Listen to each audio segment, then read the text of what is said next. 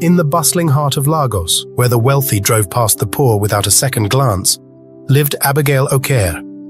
Every morning at 5 a.m., she would wake up in her small room in Mushin, perform her morning prayers, and prepare for another day of cleaning floors at Marina Heights Hotel. Her wrapper was clean but worn, and her shoes were almost falling apart, but Abigail carried herself with a dignity that poverty could never steal. "Blessing, wake up," she whispered to her younger sister, gently shaking the 13-year-old's shoulder. "Time for school." Blessing rubbed her eyes and smiled at her older sister. "Good morning, Sister Abigail. Did you sleep well?" "I slept enough," Abigail replied, already tying Blessing's school uniform tie. It was the same answer she gave every morning, even when she'd stayed up late washing their clothes by hand or counting the little money they had left.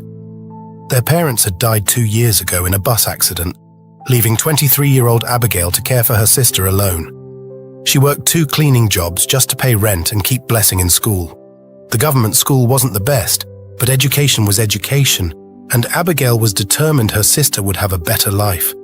After preparing a simple breakfast of bread and tea, Abigail kissed Blessing's forehead. "Be good at school, okay? Remember what Mama used to say." "Education is the key to every door," Blessing finished, hugging her sister tightly. "I'll make you proud."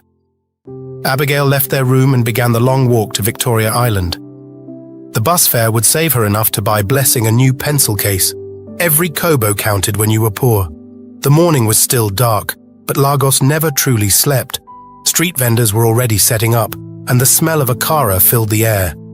As she walked, Abigail thought about her life.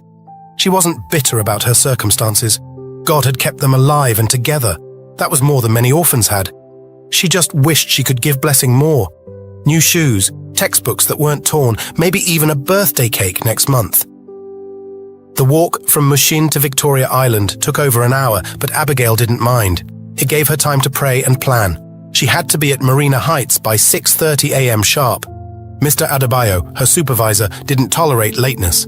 As she neared the main road that led to the hotel, the sun was just beginning to rise. The contrast between Mushin and Victoria Island always struck her. Here, the buildings gleamed with glass and steel. Expensive cars purred past. Women in designer clothes clicked by in high heels that cost more than Abigail made in 3 months.